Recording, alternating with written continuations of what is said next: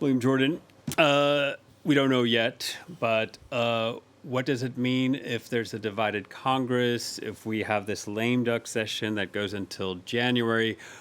Is this gridlock and we're just dealing with government shutdowns every few weeks? Well, I'm glad that you focused on the lame duck session because that's going to be the most important thing in the immediate term. The U.S. does not have a budget for the next year. There's not even a continuing resolution that's been able to get voted to cover the entire current fiscal year.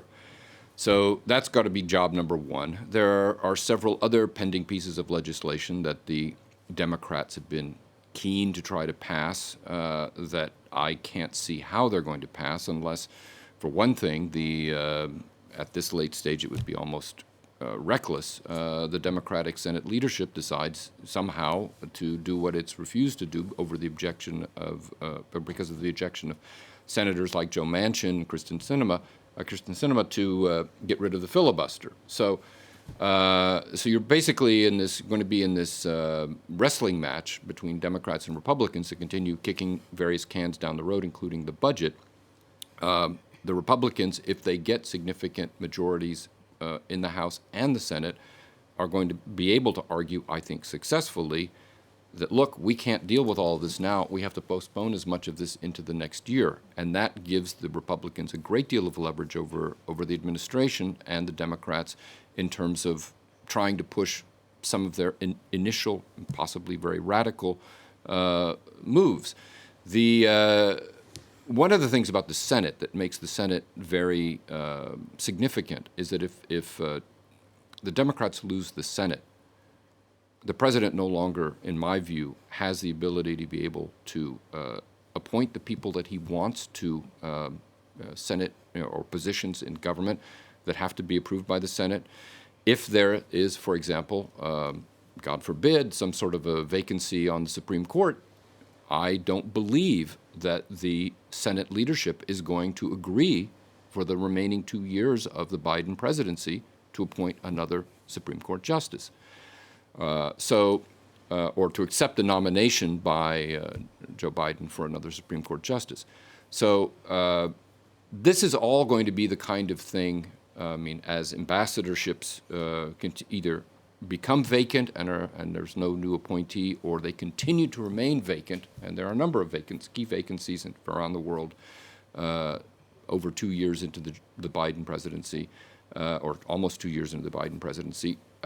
This is going to be the kind of thing that signals to the world that the United States is in a dysfunctional state and is becoming something akin to either a banana republic or some sort of a collapsing power on which they cannot and should not rely. Nita. A quick point to follow with what William is saying. When we have open seats in the Senate, because of the inhabitancy rules, not the residency rules, celebrities or well-financed candidates can pick their electors. They can pick their races. And that's what happened in Pennsylvania with an open Senate seat.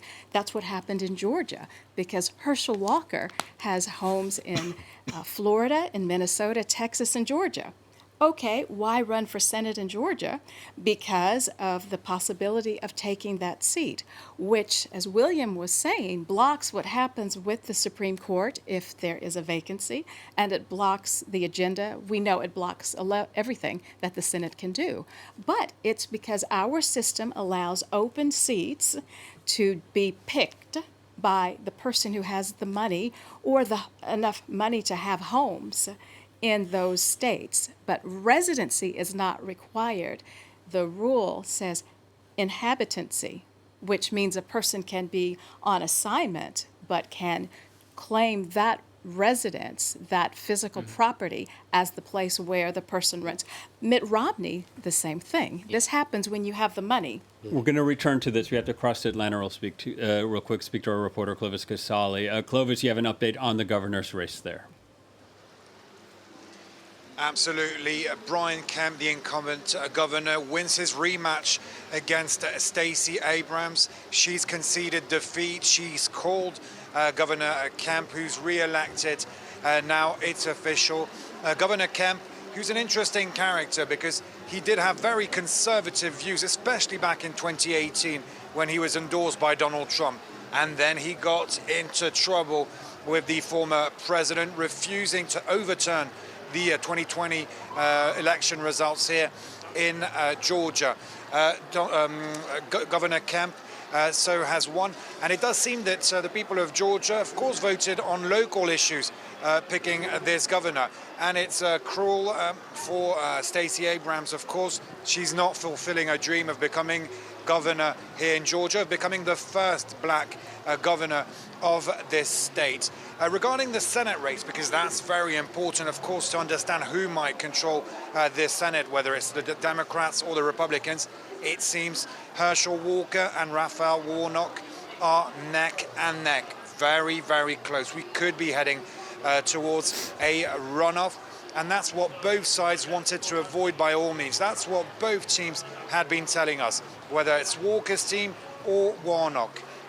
Herschel Walker is already at his headquarters, at his election party. He's addressed supporters, telling them, wait a bit, hang in there. We're soon going to have a result. We'll have to wait and see, of course. But here, Raphael Warnock hasn't yet arrived. We're being told that he could turn up in half an hour possibly, to address his supporters. The atmosphere might not be as upbeat as it was earlier tonight, and we've seen people come from Stacey Abrams' party, which is very close to here, arrive here to Warnock's party just behind me. Still a lot of people, and of course people waiting to see what the results will be in this Senate race, but it has been confirmed. Governor Kemp re-elected, Stacey Abrams loses.